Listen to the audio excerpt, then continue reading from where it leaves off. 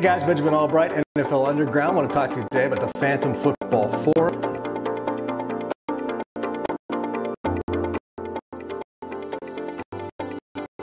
Designed to give you greater access to me. You get this intel, insider information, rumors, news notes, area information, Vegas lines, fantasy football, power rankings.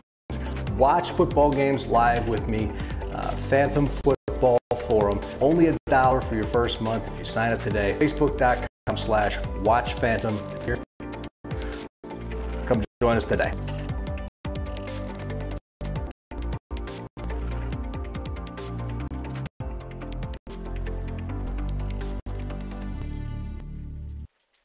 What up, everybody? I'm Ari Temkin, and for some reason, I decided to host the show outside on my porch in the rain. Now, I do have a overhang, but it's coming down pretty hard, and I guess it's because it's July in San Antonio, and I was like, hey, I can actually be outside without sweating my ass off, so I should do that. And instead, I'm not sweating, but I'm wet from the rain, and I hope that my computer doesn't, I don't know, blow up, electrocute me, all the above. We'll see. But here we are, set up outside, so let's do it. I'm Ari Temkin. This is Phantom, the New World Order of sports media. What up, Joe Garcia? Everybody watching on the Phantom page at facebook.com/WatchPhantom, or on the San Antonio Spurs Spirit page, like Longinos Campos III, who says hello, or on the Ari Temkin radio page. No matter where you're watching, thank you for being a part of today's show. Hit the share button. There's a lot to get to today. We have a lot of non-Kawhi Leonard San Antonio Spurs news as well. So no matter where you're watching, whether it be on Facebook, on YouTube, on Twitch, on Periscope, no matter where you're watching, I'll get to your comments throughout. David Alejandre in the house. Is that the oven timer? No, from Larry Maddox. Also, Joe Garcia, what up? And I want to remind everybody to go check out Joe Garcia's Two Shots podcast. He does great work on the Spurs. So I'm assuming if you like the Spurs and you're watching this, you already know who Joe Garcia is with the Two Shots podcast. If not, then go check him out, the Two Shots podcast. The big news for the Spurs today, though, obviously, is Tony Parker, who, after 17 seasons with the San Antonio Spurs, decided to leave and go to the Charlotte Hornets. He signs on a 2-year deal at $10 million. I guess, and certainly the indications were that the Spurs made an offer, but I don't know how good or sufficient of an offer it was. Post your favorite Tony Parker memory in the comments, because Tony has such an interesting history at San Antonio. He is certainly, of the big three, the third most beloved by Spurs fans, with Timmy and Manu being 1 and 2, and then Tony's kind of a distant third. He's always sort of been the misunderstood member of the big three. Zach Rosenberg says, good for Tony Parker, right? Yeah, I guess.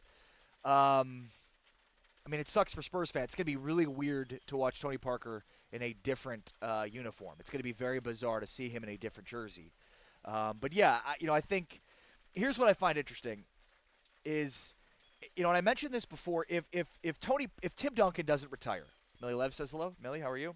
If Tim Duncan doesn't retire, which kind of sounds ridiculous because he was at some point going to retire, but if he just didn't retire and he consistently just kept on playing, none of this happens. Cynthia Ramos in the house. Cynthia, how are you? Like, none of this happens. Like, Tim Duncan created an environment that everybody was all in for the team, no matter what. And so because of that, Tony Parker and Manu Ginobili and everybody else fell into line, and they took less money, and they took less minutes, and they took less attention. Like, everybody, when Tim was here, was willing to take less. Because Zach says I have to turn up my volume. How's my volume, everybody? I'm not loud enough? Let me turn myself up. How's that? Is it better? Are we hearing now? Am I blowing you guys away? All right, here we go. I'm in the red on my end, so I want to turn it up. So Tim Duncan created an environment for the Spurs to be successful because of the selflessness that he brought to the table, right? And that's, if you've heard me talk a lot, I talk a lot about that. That Tim Duncan created the environment in San Antonio for ultimate selflessness. That everybody was all in for winning, and everybody was willing to take less and do less because Tim was there to do that. That was what Tim Duncan did. Ivan Jose Odillo in the house. What up, Ivan? How are you? Hit the share button, everybody. And I'm going to have to keep in mind everywhere everybody's watching. I'm getting great Tony Parker memories here. Carlos Martinez says, what up, what up? Tristan Wilkins says, Kawhi gone. It's not changing anything. Here's the thing. So Tim Duncan, and please comment with your favorite Tony Parker memories. So Tim Duncan created this environment for the Spurs to be successful for such a long period of time that created this environment where everybody would want to take less. So Tony Parker, throughout the course of his career, deferred his ego for the betterment of the Spurs. Right? He took less money than he could have gotten on the open market. He took less acclaim, less shots. He did it all for the sake of the Spurs, for the sake of Tim Duncan, because Tim was always willing to do that. So it was easier. So Tony Parker's exit feels very much like a post-Tim Duncan Spurs world. Like this is the reality that the Spurs face. Like if Tim were still here, Tony Parker and Tony were deciding between staying with the Spurs or going to Charlotte, where he'd get more money, but with the Spurs he could stay here and be more of a mentor role. And like it's almost as if Tim were still here, Tony would probably be more willing to do it.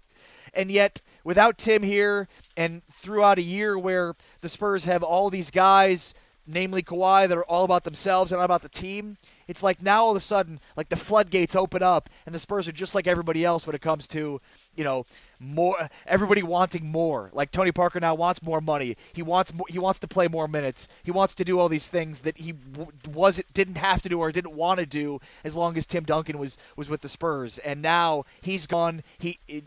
Tony sits through a year where Kawhi takes and takes and takes, doesn't do anything for the betterment of the team. It's like in 1 year, the entire ethos of this selflessness, team first Spurs just completely evaporates into the ether. Your comments, your favorite memories. Jake Fuller says, Ari, I miss your shenanigans. Jake, I'm still here. Plenty of shenanigans. Joanne Hernandez's favorite Tony Parker moment was his famous teardrop. Yeah, he made that thing famous. Frank Valdez, the 50-plus versus Minnesota, the finals MVP, the best moment 2014, that shot. Yep. Joe Garcia from the Two Shots podcast. My best memory of Tony Parker was the Cooking with Tony commercial for HEB. Yeah, they are. I don't know what HEB is going to do. Gonzo Selma in the house. Gonzo, our backyard. All right, let's see. On the San Antonio Spurs Spirit page, Tristan Wilkins says, my favorite memory of TP9, the first game against the Heat in the finals, game one, I believe. The first go-around might have been second time, but Tony smoked them in game one. I think that was game one of 14, the year they won the title. But, yeah, I mean, Tony, I think it sort of, it passed quickly in a sense. Like, when I first got to San Antonio, it was 2011. And so, again, I always bring this up. 2011 was the year the Spurs were the 1 seed and lost to Memphis. And that was a transitional year for them. And many people at that time were saying, that this Spurs team, they should blow it up. They need to get rid of the big three and start over. And what they did was they transitioned more towards being Tony Parker-centric. They geared their offense more towards Tony Parker. It was Tony Parker's team. I heard a lot in 2012 and 2013. And, obviously they made the trade during the offseason for Davis Bertans and for Kawhi Leonard. They added Danny Green in the offseason. I know Danny Green had already been with the team, but he left and then came back. There was that famous phone call that Danny Green had with Greg Popovich where he was like, I'm willing to listen now. So they just did these little moves that got them back in the conversation to being a title team again, being the title picture. But, yeah, I think it was the first game of 2014 that Tony was just on fire. Jonathan Ramos, so Tony leaving, Kawhi staying, Gino probably going to retire, change is good. Jonathan Ramos from the San Antonio Spurs Spirit page, I don't think this means Kawhi is going to stay. Alex Morris says that was game 1 of 13. It was at Miami. That's a good point. Game one of 14 was the air conditioning game in San Antonio. Yeah, Tristan Wilkins says Kawhi gone. It's not changing anything. Jonathan Ramos says Tony old and slow is best for him to go. Jonathan Ramos says, why do you think the Spurs didn't match his offer if they didn't want him, if they wanted him back? Jonathan, I don't think they wanted him back. I think they wanted him back, but I think they wanted him back on a 1-year deal. I'm willing to guess. I wonder if they would have been willing to go 1 year at $5 million, but I also know that they wanted him as more of a mentorship, more of a coach than Charlotte wants him to back up Kemba Walker. So he's going to get 15, 20 minutes a game, whereas in San Antonio he's probably looking at 10 to 15 at that, maybe 10 minutes a game. Gonzo Selma says, "Hey there, I thought I was hearing ghosts. I freaked out. Good to know it's you." Yep, it's definitely me. I'm the idiot doing a show outside in the pouring rain. Again, I thought this would be fun. It's kind of reasonable to be outside and not sweat your ass off in San Antonio in July. And it's kind of fun, although I'm a little worried about my computer. My computer's dry, so we're good. We're good on that. Joe Garcia says Kawhi needs to be erased from Spurs history. Best memory is when I was at the game when Tony Parker passes, quote, the little general, end quote, Avery Johnson for the all-time Spurs assist leader. Spurs won it against the Thunder. Yeah, I mean, you look at Tony Parker's current numbers. The number for Parker's last season, 19.5 minutes per game, 7.7 points per game, 1.7 rebounds per game, 3.5 assists per game, 46% shooting. So easily the worst season of his entire career. 7.7 points per game was lower than he scored when he was a 19-year-old rookie, and he scored, I think, just under 10 points a game as a 19-year-old rookie, and the 3.5 assists per game. And look, he was returning from a major injury, right? Like, he suffered that major injury against the Rockets the year prior, was carried off the court, and like the initial thought was he won't return until the playoffs. And remember, he came back by, my goodness, December? I mean, he was back so early relative to what everybody expected him to be back. So, it was sort of the anti-Kawhi last year. Corey Cole on the Ari Temkin radio page comments, best memory was the patented Tony soft foul fall down head hold, followed by the confusion look when he didn't get the call. Or the sort of confused, like, checking for blood look when he did get the foul call. He's like, did they call the foul? And he gets up and he goes to the free throw line. Yeah, I don't know that I have a specific favorite Parker memory. It was just the unbelievable speed once he turned the corner. He would just turn the corner and just get to the rim, and there was nobody that was going to stop him. It was just the move that you knew was coming, and he couldn't stop it. And then to watch him go from, that at 19 to then to the development of the teardrop by the time he got a little bit older. And, I mean, he became such an important component to the Spurs because, you look at, there probably wasn't a player more maligned, more at odds, more beaten down by Pop over the course of the last 2 decades than Parker. I mean, I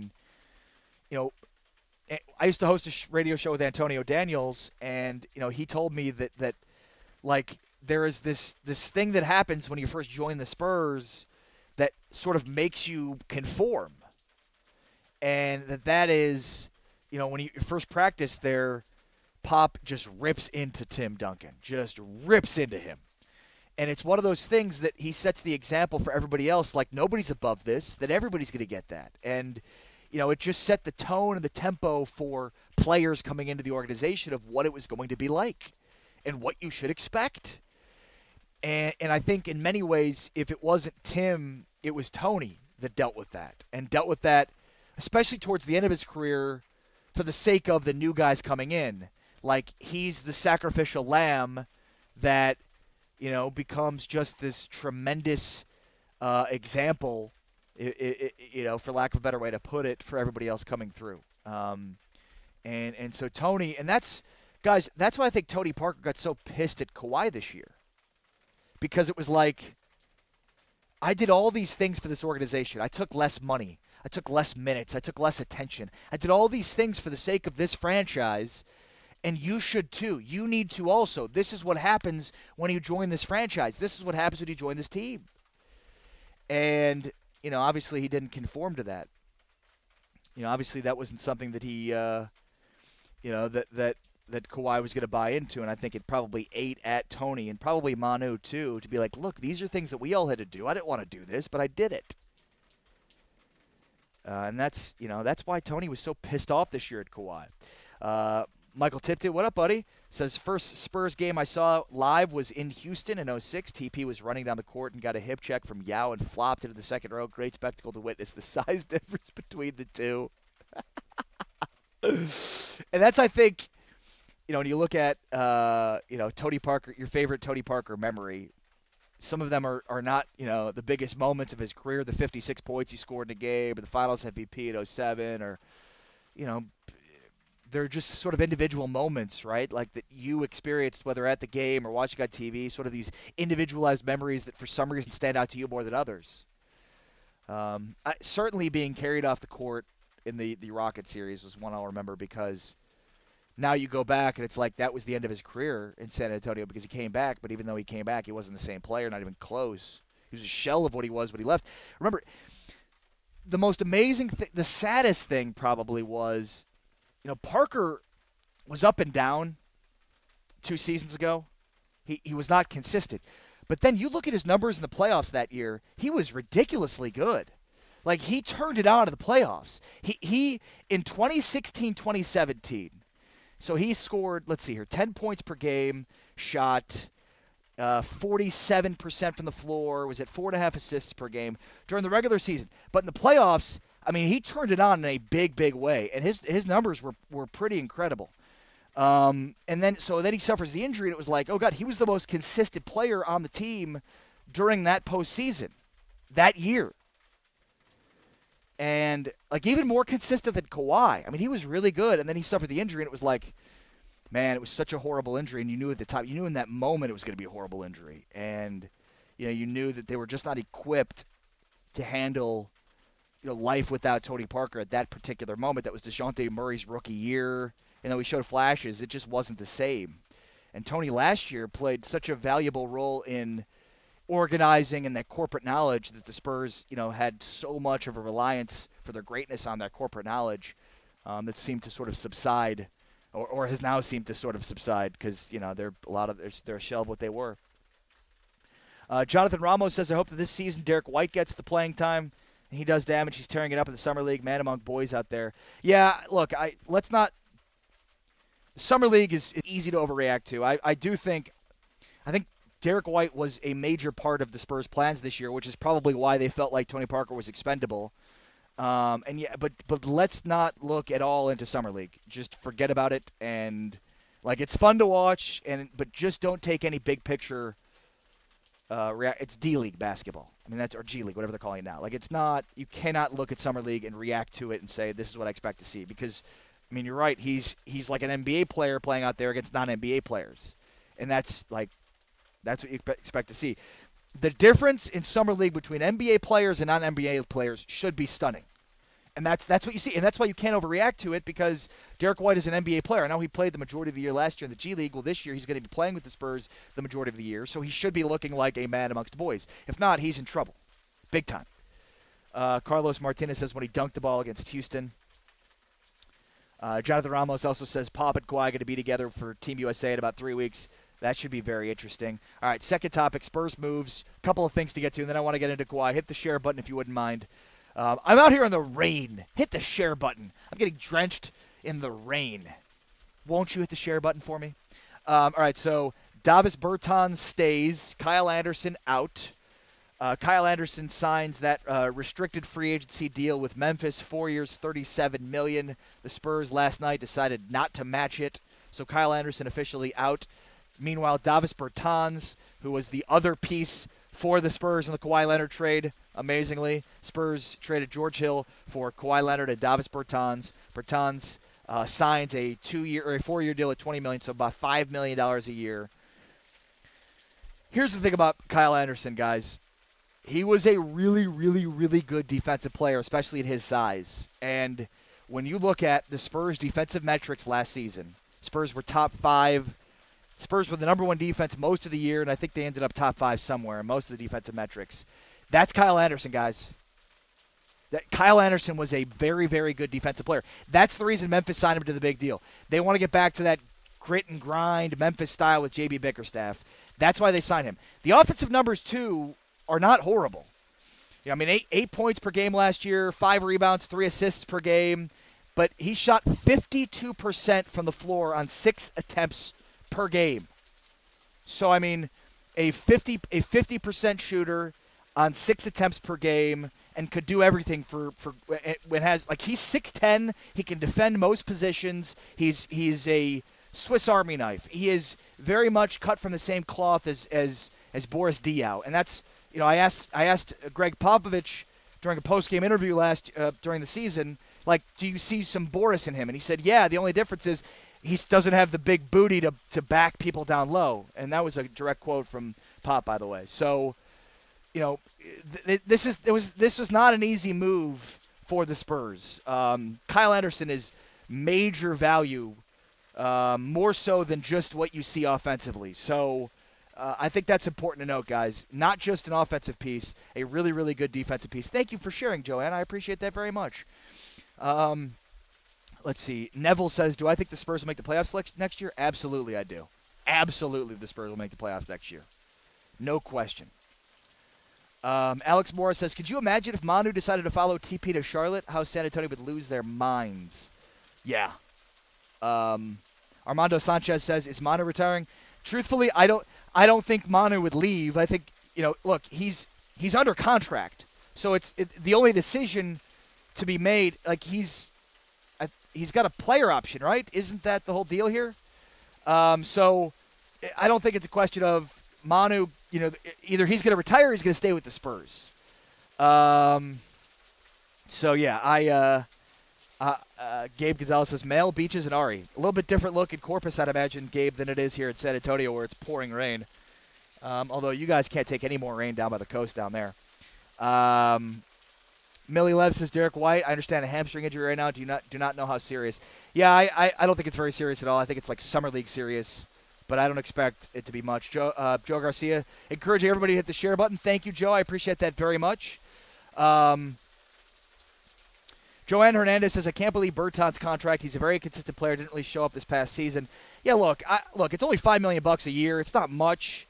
You look at the numbers, and I mean, he's a 38% three-point shooter on 3 attempts per game. That's the key, right? He's a big guy, good length, and can shoot threes. So he's more of the modern NBA player, and I think, you know, he gets a contract, you know, more in line with 7, 8, 9. Now you're talking about too much, but $5 million a year, if this is a guy that can shoot 40% from 3, and on, you know, 5 or 6 attempts per game, then he's well worth the money. But that's the key, right? He's at 38% shooting from 3 on 3 attempts per game.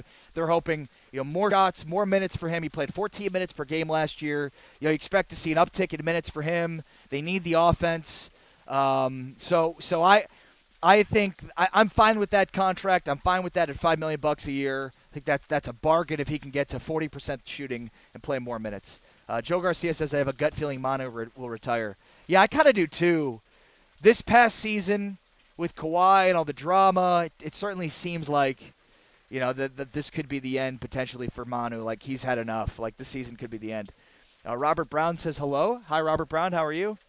Is that Bob Brown? What's going on? San Antonio Spurs Spirit page. No matter where you're watching, make sure to post your comments. I'll get to them. I know there's people watching on YouTube as well. Try to get to those. Hit the share button if you're watching on Facebook. Sharing helps us out big time, so please do that. I do want to get into Kawhi Leonard. We will into a moment here. Yeah, I mean, Neville says Spurs need to make some moves. You know, look, I think, and we'll get to Kawhi Leonard in a moment here, but obviously the Spurs are sort of trying to figure out what exactly they're going to do with Kawhi before they can sort of be more active in free agency. I mean, they can't be major players in free agency without kind of having an idea of what they're going to do with Kawhi Leonard. So that's obviously a huge piece. I don't think the Spurs are interested in Carmelo Anthony. You know, I don't think the Spurs are interested in Clint Capella. I mean, I do. I just don't think Houston's going to let him walk. You know, so I certainly think the Spurs are trying to figure out either if they're going to re-sign Kawhi, you know, what's going to happen with that, or if they're going to trade him, what they're going to get back in return. You know, because look, you know, Toronto, and I suppose we can get into that now. Boom. the latest on Kawhi. What's next for the Spurs? Hit the share button. Sharing is caring. So, the latest is Philadelphia seems to be a major player in all this. I brought this up on Friday if you watched the stream. But Philadelphia seems to be a major player in all this. And, here's Fly-Latori. Fly-Latori is commenting.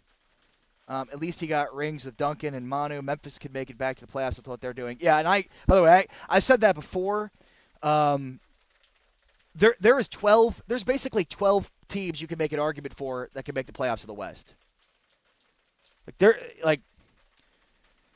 Look at all the teams that made the playoffs last year, plus Denver didn't make the playoffs, but just missed the playoffs, and Denver is seemingly better, even if Michael Porter Jr. doesn't play at all this year. But, obviously the Lakers are a playoff team, didn't make the playoffs last year. Memphis looks like they're making a push to become a playoff team next year. The Mavericks could be – so, you could legitimately make a case that there's 12 playoff teams in the Western Conference. All right, so the latest on Kawhi. So the latest odds that I saw on Kawhi were – Anthony Rojas says, hell no, let Carmelo go to Houston. Absolutely, dude. Carmelo's either going to Houston or L.A., period. So I saw BetDSI released odds on likeliest spots where Kawhi will play next year, and the best odds were Philadelphia. And I talked about this a little bit on Friday, but it's worth mentioning and repeating again. Philadelphia they have the only people that have the medicals on Kawhi right now are the Spurs in Philadelphia. Philadelphia does because Kawhi's second opinion is from the Philadelphia doctors. So, one, they have good intel on what the situation is with Kawhi Leonard, and two, Boston's the favorites to win the East right now. So you look at Philadelphia, are they going to be willing to make a play, give up some future assets in order to get Kawhi and put them over the top in the East? I don't think they're going to give up Simmons or Embiid, but if it's Fultz, Saric, future picks, I still think they could, and you have Embiid, Simmons, and Kawhi. That's a team that could certainly rival Boston in the East. Philadelphia, and plus there have been rumors that he'd be willing to sign long-term with Philadelphia. So, it seems like Philadelphia is the team that would fit best, especially if you're looking at a package with Fultz, Saric, and future draft considerations. If I'm the Spurs, that's what I'm interested in. Maybe Covington, but most likely I want Fultz, Saric, and future draft picks. The question is whether or not they'd be willing to give that up. But again, if you're Philadelphia, one, you've got the intel and the medicals, and two, Kawhi puts you over the top. Right now, Boston's the favorite in the East. If you add Kawhi to the mix with Embiid and Simmons, that's a pretty robust big three you're talking about. So, but it just comes down to whether or not they'd meet the Spurs asking price. I don't think the Spurs asking price includes Embiid or Simmons. Maybe it does. If that's the case, then I understand why Philadelphia wouldn't be willing to make it happen. But my guess is the Spurs want Saric, Fultz, and future draft picks. And if that's too much for Philadelphia, well then, you're talking about acquiring a guy that, when healthy, has proven to be one of the 5 best players in the NBA. Robert Brown says, is there no way Kawhi is going to L.A. anymore? Well, certainly that could be the case, but I just don't. I think what I've heard, at least the rumors are, that the Lakers have sort of withdrawn. Their offers are basically nothing at this point, or not. They're not including Kuzma or Ingram. And, so if you look at Philadelphia, the Spurs want Fultz and Saric from Philadelphia, and the Spurs want, Ingram and Kuzma from L.A. You've got to start with a baseline of good prospects. And, obviously the Lakers, I think, are probably far from where they need to be. The other one that I found interesting, and I've heard some rumors potentially about this, would be Toronto. And, would the Raptors be willing to sort of, shuffle the deck a bit and, bring in Kawhi and trade away DeMar DeRozan, which would be kind of interesting. I've heard, Lowry or DeRozan in a deal, but if you're the Spurs, you'd obviously prefer DeRozan because he's such an important offensive piece, but he's not really a two-way player, and the Spurs highly value two-way players. And he's not signed. I have to look at the particulars of his deal, but I'm not sure he's signed long-term. But that's where it sort of, gets into the gray area of, how the Spurs are looking to build their roster right now and sort of not understanding, not figuring out, the salary cap situation. If they were to trade for DeMar DeRozan, you're talking about a a guy making, let's see here, he's going to make, he's going to make $27.7 million this year, $27.7 million next year, and then $27.7 million the year after. So he signed basically for the next 3 years. He signed through 2021 and then becomes an unrestricted free agent 2021 when he's 31 years old. So that's actually a pretty good contract for a guy that's, can score over 30 points a game. Again, he's not necessarily a two-way player, though. Maybe he wasn't in Toronto. Maybe you get him in San Antonio and he becomes a better two-way player. But, the difference between trading for younger assets on rookie deals like Saric and Fultz and potentially trading Toronto for DeMar DeRozan, that's pretty significant as far as how you build your roster and what kind of guys are going to be on the roster. What other... Joe Garcia says, could you give the shout-out to my brothers, the Dallas Cowboys Barachos? What up, Dallas Cowboys Barachos? What up? By the way, Joe, is that a group? The Dallas Cowboys Barachos? Because if it is a group on Facebook, I've got to join the group. Anthony Rojas says, yeah, but how many picks? You talking about with DeRozan or with Philly? Because the latest reports at least indicated that the Spurs were interested in, from the Lakers, Ingram, Kuzma, 2 future first-round picks, and then 2 future pick swaps, which seems like a lot. If I'm the Spurs, I'm willing to say to Philadelphia or the Lakers, maybe even Toronto too. All right, we'll give you Kawhi for, if it's Philadelphia, I would certainly be willing to go Fultz, Saric, and 2 future first-round picks.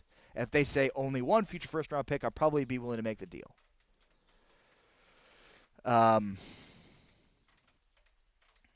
Chris Bennett in the house. What up, CB? Drake and Kawhi together is too many emotions in one city. Good point.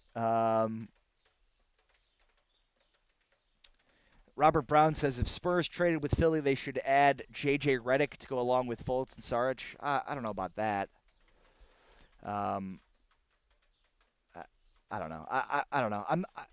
Redick is a really good offensive player. He's a really good three-point shooter. I think, your preference would be, if you're the Spurs, Fultz and Saric and then future draft picks. I think you'd prefer a draft pick over Redick. That's just my feeling on it. And yeah, he just signed another 1-year deal at $13 million. So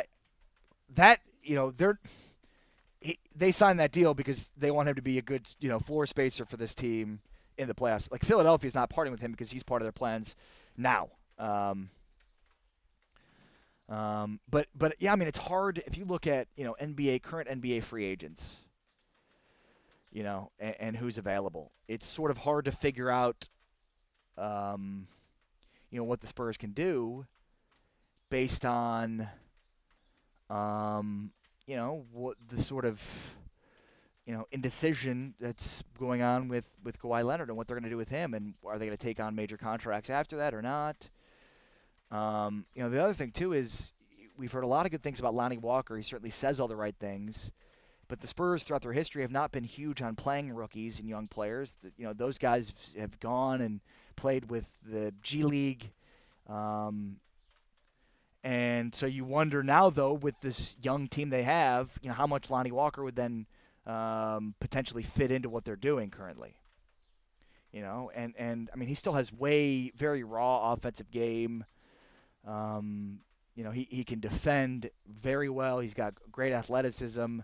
But, I would just be curious to see how they're going to mix him into what they're doing offensively, and if instead, that he'll just go and spend some time in Austin for the most part. Just trying to look at some of the, NBA free agents available. There's just not, my guess is the Spurs, even if the Kawhi situation was sort of figured out by now, they'd still wait and see on a lot of these guys. They've got, let's see here. They've got $22 million tied up with LaMarcus. They still have the $20 million tied up with Kawhi. They've got $16 million tied up with Pau Gasol. And he's on the books for $16 million again next year. That just sucks. Horrible deal. God awful. They've got $11.5 million in the books for Patty Mills, $10 million in the books for Danny Green. the 2.5 for Ginobili, depending on what he does, and then the $5 million for Davis Bertans at this point. So I mean, at this point, at about what 88 looks like 89, 99, about 94 million, give or take. So I mean, they just don't have much flexibility based on that. And obviously, it's just such a huge component of what this team's going to look like is based on what they are able to do with Kawhi. Let's pose this question to everybody here. Would you prefer Kawhi coming back and the Spurs try to figure it out with him? Would you prefer the Spurs to trade him to the Lakers and they get back let's just say Brandon Ingram, Kuzma, and 2 future first-round picks? Or Philadelphia and Fultz, Saric, and 2 future first-round picks? Or Toronto and, let's say, DeRozan and 1 future first-round pick? What would be your best-case scenario of those circumstances? Toronto, Philadelphia, why I just literally just named them, LA, or stay with the Spurs and try to figure it out. What would be your preference as a Spurs fan?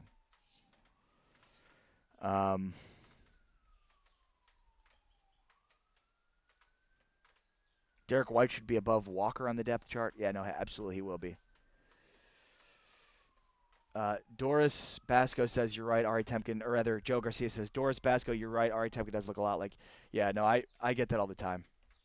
In fact, if you see me on the basketball court, I'm also left-handed. I also kind of gritty. I'll go after loose balls. I have a similar style. People used to call me Ginobili based on my style and looks.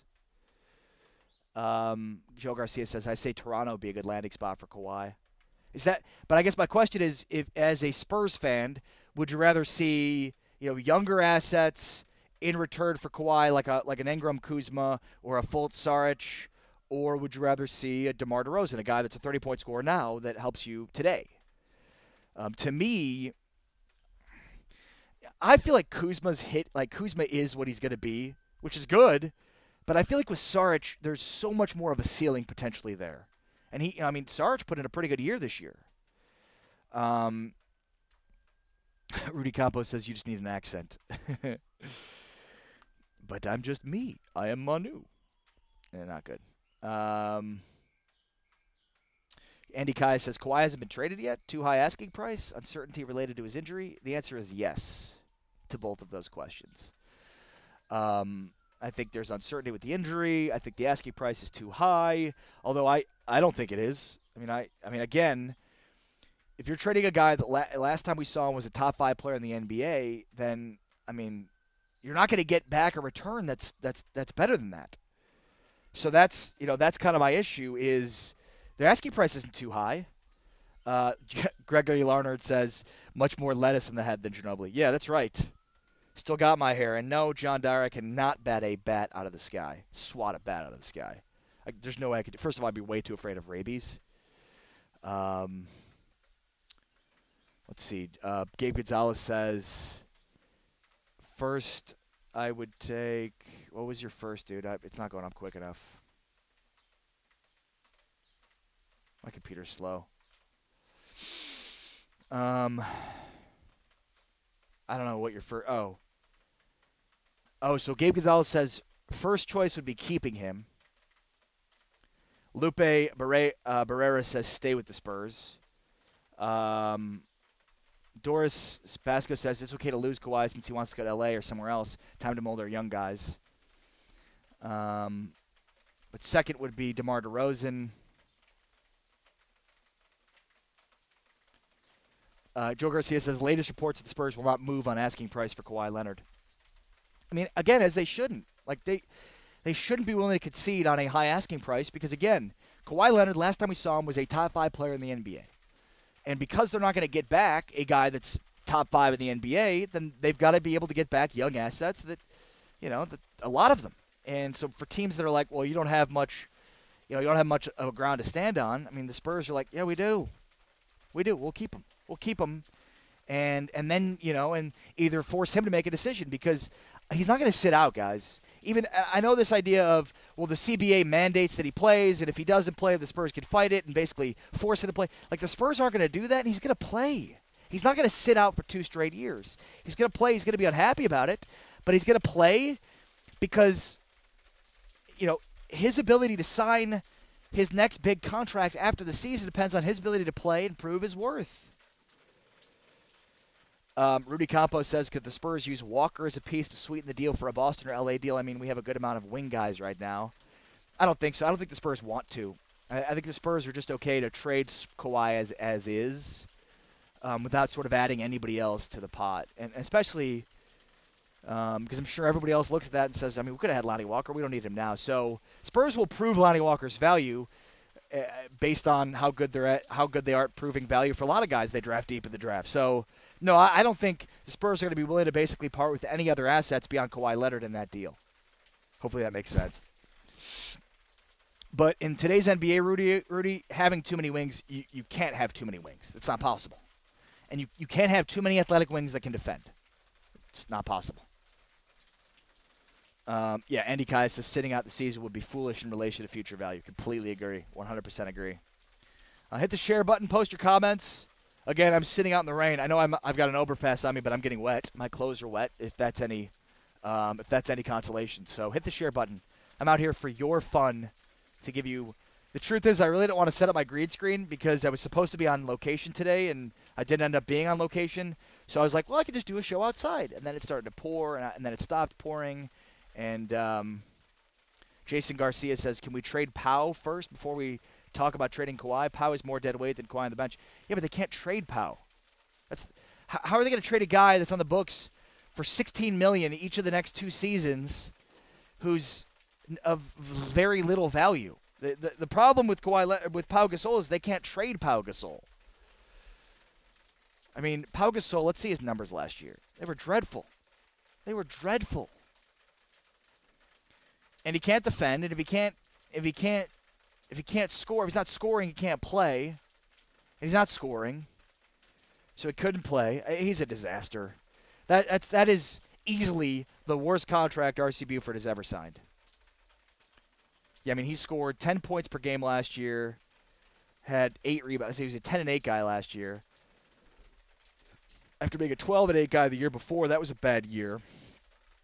Shot, let's see here. Shot 35% from 3. Ugh. And 46% from the floor and 8 attempts per game. So, I mean, you look at his first year with the Spurs, he was 12-8 and shot 50% from the floor on 9 attempts per game. That's pretty good. It's not $16 million a year good, but it's pretty good. Last year, he was at 10-8 on 46% shooting. Nobody's trading for him. Nobody wants a guy that shoots 10, is at 10-8 on 46% shooting from the floor and can't defend. Literally, nobody wants that at $16 million a year. God, that's awful. That is such a bad contract. And the worst part about that contract was they initially signed Pau. I think the initial deal was 2 years. I think it was $20 million a piece. Let me see. I need to pull up just how bad this is. I think they initially signed Pau Gasol to a 2-year deal. That was $40 million. And then to make the cap hit a little bit lower last year, they re-signed him to a new 3-year deal, which then gave him 2 additional years on a less annual basis, but 3 more deals. Yeah, it was a 3-year, $48 million deal. And here's the thing. You'd rather have Kyle Anderson than Pau Gasol, especially for basically, oh, God, that's a bad deal. It's so bad. That is easily the worst contract R.C. Buford has ever signed. And it made it 10 times worse when they had to lessen the cap hit last year to try to make the money work, so then they had to extend him. They would have been out of that deal after this year. It was a 2-year deal that he initially signed for $40 million, so $20 a year, which, God, that's bad. But it wasn't as bad when they signed it because of the cap was so high. And I mean, it wasn't that bad considering he was basically a 20 and he'd been basically a 15-10 guy with the Bulls. So I mean, when the cap's high, $20 million a year for a guy that's going to give you, 15 and 10 and be like your third or fourth best scorer. Problem was he wasn't and hasn't been, and then they had to extend him, and now they're paying him $16 million this year and $16 million next year, and he's getting worse and worse. God, that's a bad deal. That's the problem. They can't trade it. They cannot trade it. We need a new washer. Yeah, I mean, anybody could. If you traded for Sarge, he could start over Gasol. I mean, anybody could start over Gasol. I mean, you can't have Gasol. Gasol can't play. Gasol can't play if he's shooting 45% from the floor, scoring 10 points a game. He can't play because he can't defend. He's such a huge liability in the interior. Joanna Hernandez says, "What the heck? What's wrong with RC?" Look, RC Buford has a sterling reputation. I mean, he is incredible when it comes to the deals that he signed. So. And the players that he's found deep in the draft. So, I mean, it was just a horrid deal to sign. Pau Gasol's deal that he signed initially was bad, but the problem is the Spurs made it worse by lessening the annual basis but extending it to 3 more years. So, again, Pau Gasol would have been a free agent right now. Instead, after his first season with them, they extended him on 3 years at $48 million instead of, and so it lessened the contract. He basically took a pay cut. And everybody was like, what a great deal move by RC. But the problem was, hackberry trees are more of a threat on defense than Pau. Yes. Air seems to be better. So that's the problem, right? Like, because they extended Pau, if they don't extend Pau, I bet you they match Kyle Anderson's deal. I bet you if Pau Gasol's not in the books for $16 million for the next 2 years, they match Kyle Anderson's deal because it's less money. And again, Kyle Anderson, for all that you want to look at the offensive numbers and think it's too much, at 4 years at $37 million, the guy can flat out defend. One of the biggest reasons the Spurs defense was as good as it was last year without Kawhi Leonard playing was because of Kyle Anderson. John Dyer says, do you think eating Tex-Mex here slowed down Gasol? It's weird because I didn't think, I'll say this, when the Spurs initially signed Pau Gasol to that contract, I didn't think it was a bad move. In fact, I thought it was a great move. But he hasn't been a good fit for whatever reason. He just does not fit in. And so, I mean, that's the issue, right? Like, he's not been a good fit, and then they made it worse by extending him on basically 3 years. So now he's on the books for $16 million this year and $16 million next year, and it seems like he's just consistently declining. Jason Garcia says, Pau's a soccer player playing basketball, cries too much on the floor. Yeah, I'd rather have Kyle than Gasol. Agreed. But the problem is they can't really make that trade-off because nobody – I mean, they'd love to trade Pau Gasol. They're not going to find anybody to take him. So, I mean, that's the problem. As for Kawhi, I think best-case scenario would be trading him to Philly. I like Fultz, I like Sarge, and I like the ability to get future picks. I don't know if Philly, though, wants that at all. Who's better at crying foul, Pau or Rondo? Pau. Pau's really good at crying foul. He just looks bad doing it. Even though everybody does it, he looks bad doing it. Robert Brown on the San Antonio Spurs Spirit page says, if the Spurs trade with Philly, it's scary because we don't know what Fultz really is. True, but he's a former first overall pick. And, if the Spurs want him, then there's major value there. But, I mean, they're lottery tickets. That's what you're talking about there. You're just talking about lottery tickets. The more lottery tickets you can get, the better off you're going to be. Give me Menke Batir instead of Pau. Jason Garcia. AT&T Center needs a new washer and dryer. Trade Pau for those two. All right, I'm Ari Temkin on Phantom. Remember to like the page at facebook.com/Watch Phantom. We've got a lot of great content coming your way. Make sure to check out, we've got this awesome new Phantom Football Forum with Ben Albright. It's insider information from the source, stuff that Benjamin Albright, an NFL insider, is not going on Twitter and saying publicly. So get all this information, great insider information, help you with your fantasy league, help you with your favorite football teams. Go check it out. There's a link on the page at facebook.com/Watch Phantom. Your first month is $1, and it's just $5 a month after that, and you're getting great advice, great information that will help you win your fantasy football league. So you'll get a great ROI. If you bet on NFL games, you'll get a fantastic ROI, good insider information. So check it out. The Phantom Football Forum with Ben Albright. Plus, we've got great content, including TJ Carpenter, who's coming up next with noon o'clock with TJ Carpenter. Make sure to join the show tomorrow. again on Phantom at noon. We'll have plenty more to talk about, especially the latest on Kawhi. Thank you to Joe Garcia. Thank you to Rudy Campos. Thank you to Andy Caius and John Dyer, Frank Ramirez, Gonzo Selma. Thank you to Robert Brown. Thank you to all the great commenters. Sorry if I didn't get to all of you. Appreciate you saying that, Joe. Everybody go check out Joe's great page at the Two Shots podcast. Liz Barcombe in the house. Liz, how are you? You're late. Liz, you're late. But back to you tomorrow. The latest on Kawhi, latest on the Spurs at noon o'clock. So make sure to join me. My final week in San Antonio, everybody. All right, peace.